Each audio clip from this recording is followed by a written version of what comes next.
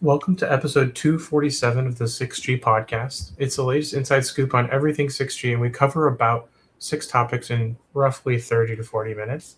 And it's brought to you by More Insights and Strategy. I'm Ashil Sag, and joining me again this week is fellow analyst Mike Dano from Ookla. Before we get started, I wanted to see how your splashdown experience was following up from our conversation about the launch. Yes, that's right. Yeah, I went to a bar to watch the launch, and that was super awesome because the bar they put it on TV, and then everyone counted down to the launch. That's So it was fun. it was quite awesome to watch the launch there. But for the splashdown, I was just out and about. I actually put an alert in my phone to check it, and so I did see that they safely landed. But I think you were there. That's right. Did you go? Yes, we went. I thought we were going to be close. We got conflicting information about where it was going to be, and it landed exactly where it was originally stated to be. They made it look like it was going to land just off the coast of La Jolla in San Diego, but it actually just landed off the coast of Tijuana, south of the border. So the only thing I regret is not knowing that they had it on display um, at the Awesome. naval pier. The problem is you have to have someone in the Navy to bring you there because it's a secure base. But I saw people post pictures and some people, posted videos, and it was very cool to see the actual capsule all burnt up and intact. So cool. I there was two images that I got a lot out of. One was somebody was in an airplane during the launch and recorded it from their window inside the airplane, and you could see the rocket, shoot up. So that was one, but the other one was the splashdown, and when the Navy went to get everybody out of the capsule, that one of them had like a helmet cam, and you could watch them go inside the capsule and like help everybody unstrap and get out of there. So I think that was those two things I thought were just that really made it for me, was like that's a pretty awesome view to see them opening the door and actually getting everybody out of the capsule after they landed. I haven't seen that footage, so I'm definitely going to go look for that. Oh man, yeah, Um, yeah. Somebody's got a helmet cam. There's like at least 3 or 4 guys all strapped in, helping people out, helping the astronauts out. Super cool. we were watching the live stream as it was supposed to happen with my daughter, my wife, and my son. And my daughter's a toddler, so I told her there's going to be a boom there, and they told us there was going to be a big boom, but there wasn't one Ah, because it was probably 40 miles south of us. So she was crying the entire time that she didn't get the boom. So we actually went back home and rewatched the entire splashdown so she could so see she could the get boom. Get the boom. You got to get the boom. Yeah, Here's my one thing to brag is that my brother-in-law is a rocket engineer. He has a degree in explosives engineering, and he worked on those engines. He's at a different company now, but when they were initially constructing the engines, he worked on them. And after the chutes deployed, that was one of the things that he had been working on. He was very excited because the chutes had deployed, and whatever stuff he had worked on was successfully operated. And so we asked him, "Are your fingerprints on the engine?" And he said, "Well, technically, no, my fingerprints aren't on the engines because I had to wear gloves while I was working on them." yes, yes. But Anything that that's my goes into claim to fame. space. Yeah, my brother-in-law was literally worked on those engines. Was very very excited about a successful splashdown. Very cool. You know what? I think in the spirit of that, I think you're going to go first this week. Oh well, in that case, it's the real deal. Here we go. Okay, yeah, you're right. And here we go. We've got a good one for the first one. Is this Amazon Globalstar thing? I mean, I think this is my top pick for the stories for this week. I think this is the biggest story, certainly in my little corner of the industry.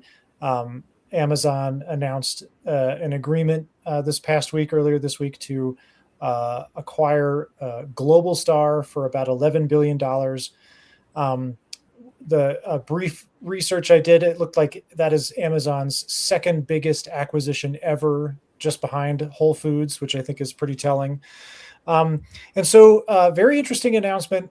There are some things that we do know about. They put out a press release, so there's some things we do know about it. There's some things we don't know about it. So the things that we do know about it is that they'll continue to operate the Globalstar network as it is now, and obviously Globalstar is the supplier to Apple. So every iPhone since the iPhone 14 has been able to send text messages through satellites. Those satellites are operated by Globalstar. Now that Amazon has acquired Globalstar. Amazon will continue to operate those satellites, so no impact to the existing iPhone service, emergency text messaging. However, obviously, Amazon is going to expand that capability. And so what we do know is that they're going to launch their own Amazon Leo direct-to-device D2D satellites starting in 2028. Or sorry, I think that's when the service will be available. So the Amazon Leo official D2D service will be available in 2028. And importantly, it's going to be for sale to mobile network operators. Amazon was very clear in their press release that this is a service that they are going to offer to mobile network operators. And they said that their D2D service is going to be faster than current offerings. So probably faster than the Apple emergency texting service that Globalstar offers. And then I assume what that means also is that it'll be faster than the current Starlink D2D service that is expanding into a number of countries all over the world right now. So those are things we know. The things that we don't know, though, about this agreement, we do not know what is going to happen to the planned constellation that Globalstar was going to build for Apple. Apple had paid I think it was close to $2 billion to Globalstar to expand their existing satellite constellation and offer additional services for iPhone users. We don't know the status of that planned constellation from a Globalstar. Another thing that we don't know is how Amazon Leo services might connect to other Amazon services. So obviously, Amazon Leo is going to sell fixed internet service. Now they're going to sell mobile internet service through this new D2D strategy through the Globalstar purchase. What we don't know, though, is if and how all of these new Amazon Leo services are going to connect to other Amazon services like Amazon Prime, Amazon Video, Amazon Delivery. We just don't know if there's any connections there. There may be, there may not be. We just don't know yet. The other thing we don't know is pricing. And obviously pricing is the big one here. So $11 billion acquisition, presumably Amazon intends to make, that recoup that investment somehow. We don't know how that's going to go down just yet. We have seen some early signs of pricing from some of the companies that are offering these satellite text messaging services. Apple doesn't charge anything. Verizon doesn't charge anything for the service that they have through Skylo, which is another provider. Some of Starlink's mobile network operator partners are not charging for the service. Some are. T-Mobile has begun charging for the service on some plans, and it's no extra charge for its more expensive plans. Rogers in Canada is employing a similar pricing strategy. But really, I think it's fair to say that this industry is right in the middle of being developed right now. So certainly Amazon's acquisition of Globalstar is another major development in this emerging space. And we really just don't know exactly the contours of it, the size of it, how it's going to develop. We're going to find that out over the next 12 months because it's going to be interesting to watch. Yes, it is. I have been following the Globalstar journey for quite some time.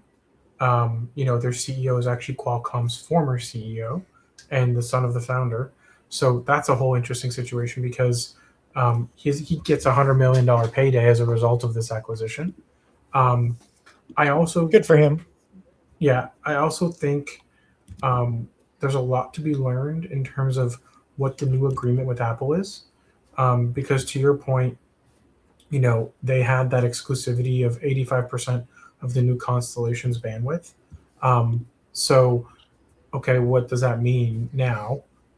Maybe they get access to much more now, and maybe they don't get their own dedicated network anymore, but they get a much more, capable network as a result of this acquisition. So that's good. And I think, honestly, Apple is happier to see Amazon take this on because they're a much bigger, more capable partner. And a lot of these satellite companies have gone bankrupt numerous times. So I think net it's a good thing for Apple that Amazon's kind of winding this into Leo. In addition to that, Apple's basically doubling their money from the investment that they made, because the 11.6 billion or 11.7 billion dollars, they put $1.5 billion and got 20%. So that's not bad. I think they'll walk away with doubling their money and getting a new agreement. So I wouldn't be upset with them. Also, to point out, they're the first carrier to have support for both Starlink and Amazon Leo, and that's nice for iPhone users. On top of all that, to your point, the D2D stuff is interesting. I actually think Amazon Leo is much more positioned for businesses and enterprise applications than Starlink or any really other service, because when Amazon first started talking about Leo, when it was still called Kuiper or Kuiper, Kuiper, right? Yeah, I hate the pronunciation. Yeah, that was weird. But they were talking about AWS very aggressively, and how it will hook straight into AWS.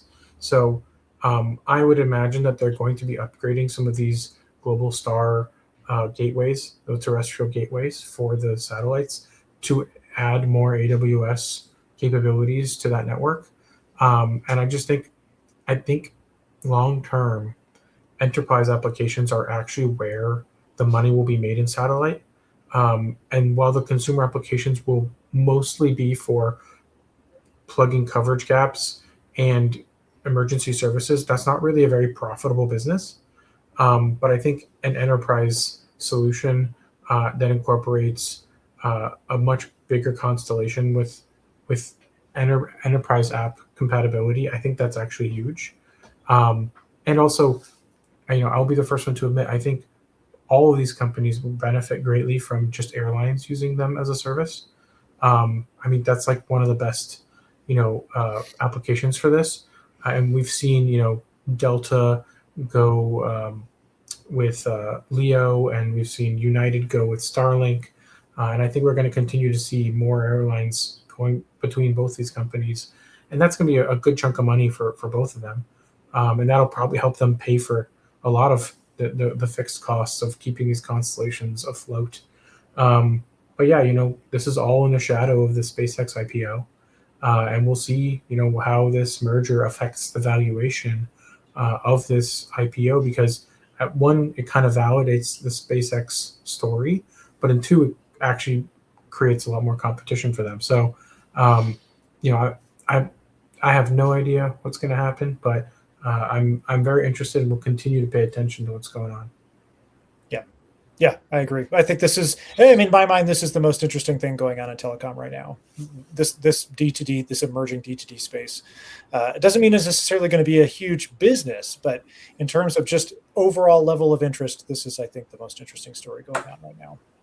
Definitely. And that's why I wanted it to be our first topic. Yeah, good call. Yeah. Okay, so I'll take my first topic, which is Ericsson has once again sounded the alarm on earnings. In this case, it's more about their Q1 sales were down by weaker North America earnings. So that's them going to continue to struggle with RAN, and not really seeing much growth on RAN for them. And they basically said that their outlook is not great, because they were down 10% year over year in Q1 to about 5.4 billion. And in addition to that, they said that they're going to kind of pull back from trying to focus on the U.S. market or North American market, and more in emerging markets that haven't really adopted 5G SA, and kind of focus on where they can have growth opportunities. But overall, their stock was down 5% as a result of this. And I think 6G is still too far away from them to be able to talk about it in an earnings sense. So they're kind of stuck in a tough place. But this also means that they didn't really get to take advantage of Turkey's spin up of 5G, and that that was mostly ZTE and probably Huawei and maybe some Nokia. I didn't really see exactly who was responsible for that, but it seems like that they are losing um, some market to Huawei and ZTE. So yeah, it's really unfortunate, but I'd love to hear your thoughts. Yeah, no, I think that's very interesting too. I think it's interesting from a number of reasons. I mean, his comments during the earnings call about, sort of pulling back from North America is pretty surprising, I think, because, for the last year or two, they've made a big deal about investing into the US. They have a pretty major US manufacturing operation in Texas, where they make a lot of these 5G radios. So the prospect of them essentially not, wanting to pull back from a big focus of the US is kind of a surprise based on their previous comments, but also noteworthy in that there's this huge push to get companies to do manufacturing in the US. So here's a major foreign company that has invested heavily into US based manufacturing and now is saying that they're going to pull back from that. Now, that's I would say probably mostly due to just the situation in 5G and mobile network equipment in general, not necessarily a result of geopolitics or anything. Still noteworthy, not great timing the geopolitical angle. But I think I mean, I would say it's just rough out there right now for mobile network equipment vendors like Ericsson and Nokia. This is we're sort of in the trough between 5G and 6G. Sales are flat to negative just globally in general. I mean, all the operators in the world that are going to spend heavily to build out 5G have already done so, and now they're looking to recoup their all those expenses. And so the equipment vendors generally are just struggling to find other avenues for sales, whether that's private wireless networks, whether that's selling for security and defense. I mean, they've been working on stuff like that, but yeah, it's just it's really rough out there for companies like Ericsson right now, and we've seen their headcount be reduced as a result for sure. Yeah, it just seems like them and Nokia are both struggling quite a bit. Um, I do think things will look better as 6G deployments start to roll out, but um, we're still years away from that. So Yeah. they've got to survive until then. Yeah. I think it's treading water, treading water for the next few years. But then actually, I mean, I wouldn't say it quite dovetails to my next topic, but it's slightly related. I think it's somewhat related. I think we can tie it to there. So, the second topic that I picked to talk about this week is about spectrum, one of my favorite things to talk about.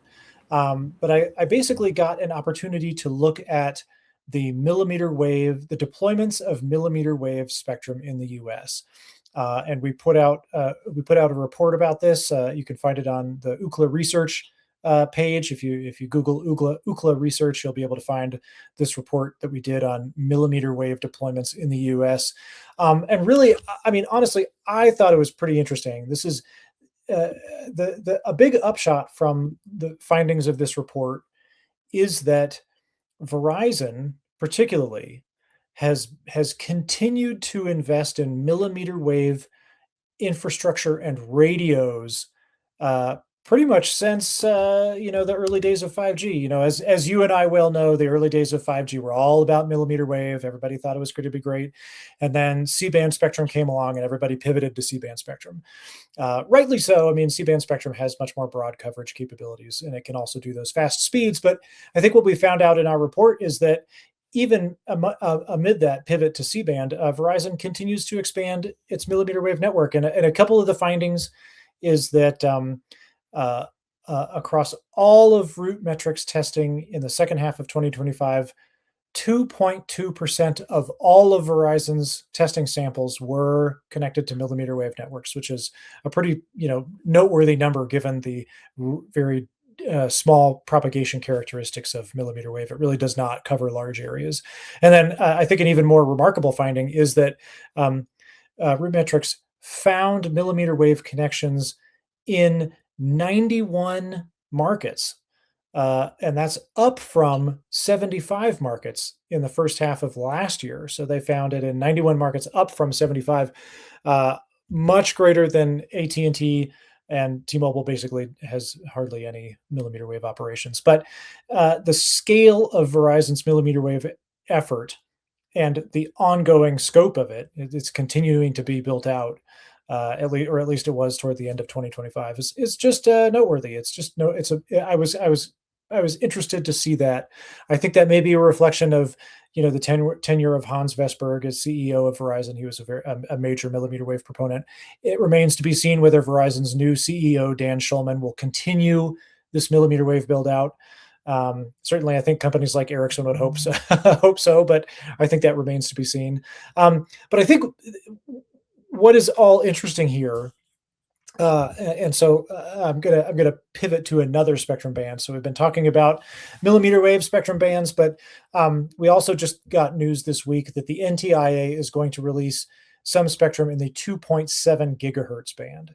And so that's much lower than the millimeter wave bands. It's essentially a coverage band like T-Mobile's mid-band network is 2.5 gigahertz. So now the NTIA is talking about releasing some spectrum in 2.7 gigahertz. It's going to take a while to release that spectrum, but it is noteworthy in that the U.S. government is moving forward to release additional spectrum bands. 2.7 gigahertz. They've talked about 7 gigahertz for 6G. Essentially, what it means is the U.S. government is moving ahead with releasing additional spectrum for licensed operations like 5G and 6G. So whether millimeter wave buildouts continue, whether that's pivots to 2.7 gigahertz, certainly they're going to look at 7 gigahertz for 6G. What it means for companies like Ericsson and the wider industry is that when you release additional spectrum, it usually means an additional build out, more money spent, and new and better services for customers. And so I think that's where this is headed. Takes some time to get there, but this is forward progress. Yeah, I was not aware of this millimeter wave data. As you were talking through it, I was kind of skimming through. I found it very interesting that Denver was a focus point for some of this data. So you could probably speak to some of that experience. I don't know if you're on Verizon or not. I'm not, no. But I thought it was very interesting to see how high the millimeter wave samples were in cities like Philadelphia. I also thought it was very interesting that they're in 91 markets, and that the download speeds shockingly decrease as distance increases. Yeah. But it's interesting because I think we all knew that the propagation characteristics of millimeter wave spectrum were quite small, but this is sort of very much real world live network results that you can really see what it is, and it's it's basically millimeter wave signals travel about 150 meters, 200 meters. That's kind of where they live, which is really not very much coverage, but Verizon is obviously investing in outdoor downtown millimeter wave coverage, to a pretty extensive degree. So yeah, it's noteworthy. And I still see it everywhere in more dense urban areas. I did think it was really interesting that the vast majority of the data is outdoor. Indoor is in most cases single digits percentages. Same with driving, like nothing's double digits. So it's very much an outdoor connectivity technology. But I think it's really important for dense urban areas, which is what I always thought it was supposed to be. I am surprised that it's not being used more for indoor stadiums. And to be fair, the RootMetrics drive tests, they go to a lot of different locations, maybe not necessarily inside of stadiums. For that particular use case, we actually do see indoor millimeter wave deployments in stadiums like the SoFi Stadium. I think that's in LA. So we see pretty significant millimeter wave deployments there as well. Yeah, which also is one of the places I would expect it to be. That makes sense. An indoor stadium makes a lot of sense. It was also interesting to see Verizon's Verizon's download speeds in metro areas with and without millimeter wave, and how much of an assist they're getting with millimeter wave, especially like in Portland, where they're getting 1.1 gig with millimeter wave, but they're only getting 250 without it. Yeah. So it gives them a lot more competitiveness in urban areas, which I think that's where the majority of your users are. Suburban areas and rural areas have fewer users, so the economics of millimeter wave in my mind are very similar to the economics of fiber, right? Like you want that density because that justifies the spend, and then you're also providing a much better user experience with it. So I'm a big proponent of millimeter wave. I think it was premature in a lot of ways. I think Verizon oversold it in a lot of ways, but I also think that it's still beneficial technology that should be implemented. I think we will find ourselves turning back to millimeter wave as spectrum becomes less available and density increases. Maybe it'll be a 6G technology, but we've gotten the modules down to reasonable sizes. It's still an added cost, and pretty much exclusively a US carrier solution today. But I think there will be a time when China wants to start using millimeter wave because they've got so much density and they don't have a good solution for it. Allocating the entire 6 gigahertz band for 5G or 6G will not solve their problem for capacity, because they're going to need millimeter wave one way or another in urban areas, especially if they want to have low latency communications between vehicles and infrastructure. So I think that there's a lot of pain and suffering that's associated with millimeter wave. But I would also say that that's evolution of the technology, and I'm glad to see that it's still flourishing, even though T-Mobile doesn't seem to believe that it's worth their time.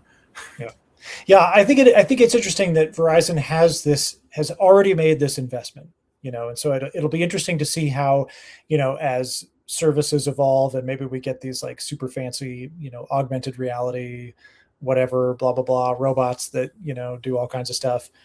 Will this investment that Verizon has made into millimeter wave pay off in that case? And will the other carriers that did not invest in millimeter wave, will they need to play catch up? I think that will be an interesting thing to see as the months and years go on, how exactly this investment that Verizon has made, how it's judged in the future.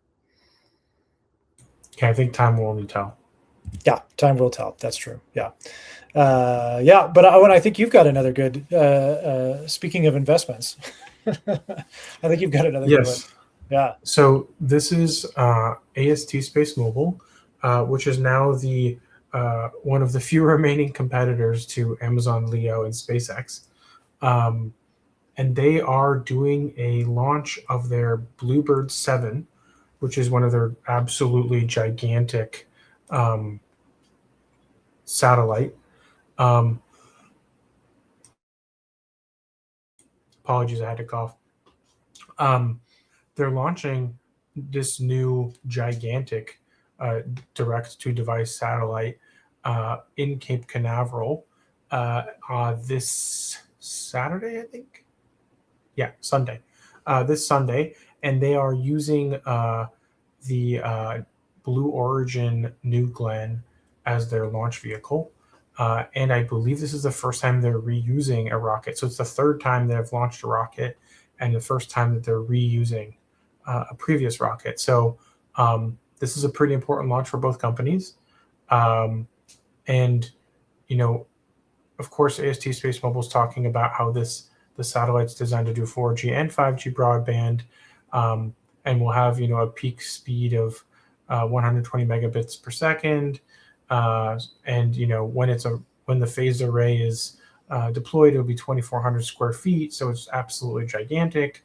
But ultimately, this is going to be another avenue for operators like AT&T, Verizon, Vodafone, Rakuten to have their own satellite play, because they're all investors or partners with AST SpaceMobile, who has now up to 50 mobile network operators globally that are partnered with them. So it'll be really interesting to see. I'm going to watch the launch for sure. The other thing is, if you're a shareholder, you can actually go watch the launch. They invited their shareholders to come, but you have to apply. And one of the requirements is that you have to both hold the shares as a retail investor, but also to have held them for at least 6 months. So you can't just be a cool new guy to this space. You've got to be in love with them for at least the last 6 months. That's interesting. I think that's very interesting, man. And yeah, this, the most interesting thing happening in telecom right now is all these rocket launches from all these different companies offering all kinds of services. I was interested to see where AST is in their, sort of their broad plan of launching satellites. And so this, I think, this is number 7 satellites they want to get between 45 and 60 satellites up by the end of this year in order to launch commercial service. And I checked, so AST has been around a while, as you know, and I looked to see when they first filed their IPO documents in 2020. So 6 years ago, when they first signaled that they were going to have an initial public offering. Within those documents, they provided some guidance about when they thought they would reach certain targets, and they said they forecast that. So this is in the year 2020. They forecast they would have 9 million customers on their satellite network by the end of 2023. And here we are in 2026. So, and no offense to them, this stuff is hard. I mean, Amazon Leo is behind where it had initially, said it would be by now.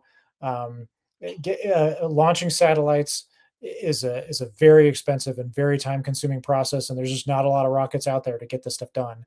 And so certainly AST is not alone in missing these targets. But yeah, I think it just reflects the fact that even though we have some reusable rockets, we've got Artemis 2 up there, went around the moon. This stuff is still really complex, and it's really hard to, if you're building a satellite constellation, that is a very steep hill to climb. Yes, and I would also say that they need there's a need to have multiple launch providers, because SpaceX is also falling behind because their Starship isn't delivering on time. So, a lot of what they were promising was based on Starship, already basically delivering satellites, significantly more of them at the same time. So yeah, I think everybody's kind of struggling with their timing. But yeah, AST SpaceMobile was in a very tough spot for quite some time. But once they started launching the Bluebirds, successfully and deploying them, that's really when I think they started to gain some momentum. And I believe the Bluebird 7 is a second commercial, ready satellite. It's not like a test satellite like I think the first 4 were. Right. So it's it's a good thing for them. I am curious to see how long these will stay up in the air or up in space, because a lot of these LEO satellites don't have a very long shelf life, and SpaceX's model, they're constantly replacing them. So it'll be very interesting to see the difference between Leo, Amazon Leo, Starlink, and AST SpaceMobile, and how they manage their constellations, and also what the user experience looks like, because I personally have only been able to try one so far. So, it'll be a few years until we're actually able to compare and contrast the different networks and what they're able to deliver. Yeah. Yeah. I think all of us are going to be keeping a very close eye on this to see how it develops. Yeah. Very interesting. All right. So if it's okay, I'm going to pivot to my third and final topic. which is about edge computing. I think the last few episodes I've saved my last one just to talk about edge computing. I've been struggling with this topic for a little bit, still struggling with it. So my third topic that I wanted to talk about is whether edge computing and AI inferencing, whether it had jumped the shark. And here's my meaning that it's sort of overblown, like we've reached peak AI inferencing noise. And the two data points I have of this for this particular thing is there was an announcement about a data center that they want to build in Socorro, New Mexico. And I picked that place because that's where I grew up. I am a proud graduate of Socorro High School in New Mexico. I still have a number of family members who still live there. And if you know anything about Socorro, there is not much going on in Socorro. There is a Walmart there. There's a McDonald's. I think the Subway closed down. And that is a very quiet, sleepy town. So for a major, I think it's a 2 gigawatt data center to be built outside of Socorro, New Mexico is just, I'm going to be honest, I just don't think there's a lot of AI stuff happening in Socorro. It's more a city that was very interested in used auto parts. And meth is a big deal in Socorro. They really have a big meth problem. So I'm just struggling with the idea. Does Socorro, New Mexico need a major data center there? So I do know a little bit. So it is the talk of the town. I actually talked to my mother-in-law who lives there. Everybody's talking about this data center. A lot of opposition. They're worried about water usage and land usage. Apparently, there's going to be a solar panel array for this site. It's going to be behind Strawberry Mountain, if you're familiar with Socorro topography. Anyway, I'm just struggling with the idea of a major data center in Socorro. That's just not. If you've ever visited Socorro, a data center is the definition of incongruous for Socorro, New Mexico. And then there's another announcement actually that just came out this week from a person. Rich Miller has been covering data centers for decades. He's got a Substack called Data Center Richness. Highly recommend. Anyway, he wrote a story about there's a company called Span, SPAN, and they are literally selling data centers for your backyard. You would buy a tiny little data center, plug it into your power, and you would run a data center in your backyard. That is literally their business model. So you and I could buy our own very own data centers, run them in our backyard. Now, I think my takeaway from all this stuff is that the reason for distributing data centers is mainly power. So all of the big hyperscale data center operators are really struggling to be able to get enough electricity from the electrical grid to run their data centers. So if they distribute this into places like Socorro, New Mexico, or my backyard, they can tap into extra capacity in the electrical grid in these locations in order to run AI services in a more power efficient manner. So I suspect that is the real upshot of these what seems to me like crazy things, like a data center in my backyard, a data center in Socorro, New Mexico. Both of those sound crazy to me, but I think what the upshot here is this: the ultimate goal is to spread out the usage of power on the grid into more locations, so that you don't overwhelm one particular location on the grid with a huge data center. Instead, you spread out AI operations across a lot of smaller data centers throughout a city or region,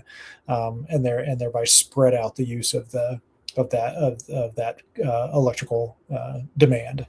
So at least that's how I'm taking this, but I'm still going to stick with the idea that AI inferencing, edge computing data centers jumped the shark. Once you hit Socorro, New Mexico, you have jumped the shark. That's my hot take. So I'll add to the jumping of the shark with Allbirds. The shoe company becoming an AI company in their stock. Yeah, I heard about that. I don't know the whole story though. You'll have to. I've just seen a little bit of it.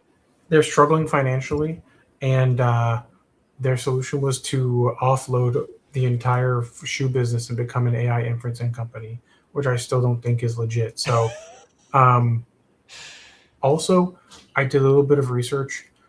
I think my theory is that these green data center guys who are building this, um, obviously they're building a 10 gigawatt solar array in addition to this. But so that's like kind of their whole spiel is running green data. I think they want to build a data center there to sell it to the U.S. government because they would be able to supply both Los Alamos National Labs and the White Sands Test Facility, which both have a lot of military research and development facilities where they'd be able to consolidate New Mexico's compute into one location and to run it 100% green. That's my sales pitch. I don't actually know if that's legit or not, but that location is almost dead center between those two. So that would also equally give both facilities similar latency to this data center. Also, like a lot of northern New Mexico doesn't really have available land because it's native nation land. So there's not actually that much free land available within the state, especially in the north. So that's also maybe why I think they'll build it there. But as somebody who's from there, it does probably feel really random. It is very strange to hear about a data center going in there. And I'll tell you that Facebook, we actually looked, when you drive from south from Albuquerque to Socorro, you actually go past a pretty sizable Meta data center that has a solar grid. So yeah, this is built by them too. What's that? Probably built by the same developer. Yeah, probably. Yeah, exactly. Yeah, it's just, I mean, there's really nothing out there, but now there's a couple of data centers. Good to know. Yeah, that I think will lead me to my last topic, which is one that's near and dear to my heart.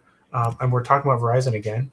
Verizon signed a deal with FIFA, which is essentially a 5G deal, and they're going to be able to partner closely with FIFA to help not only improve coverage at the games, but also to provide private 5G for low latency use cases like cameras, as well as pop-up activations. They're also going to be deploying 5G network slicing to support certain priority applications. They said that they're going to also expect somewhere in the ballpark of 50 terabytes of data within a stadium for each match. So they've made significant upgrades to all of the stadiums that are going to be hosting games. And on top of all of that, Verizon will also be giving away free tickets to their customers, which I already signed up for. They ask you which game you want to go to, and I picked the one that in LA. So hopefully I get free tickets for that. That'll be fun if that happens. But I think this is a good win for Verizon. I think that they definitely, they've been pretty strong with NFL, and they have a pretty good partnership with the NHL. But I feel like they've been pretty absent in sports like baseball. I think T-Mobile owns baseball.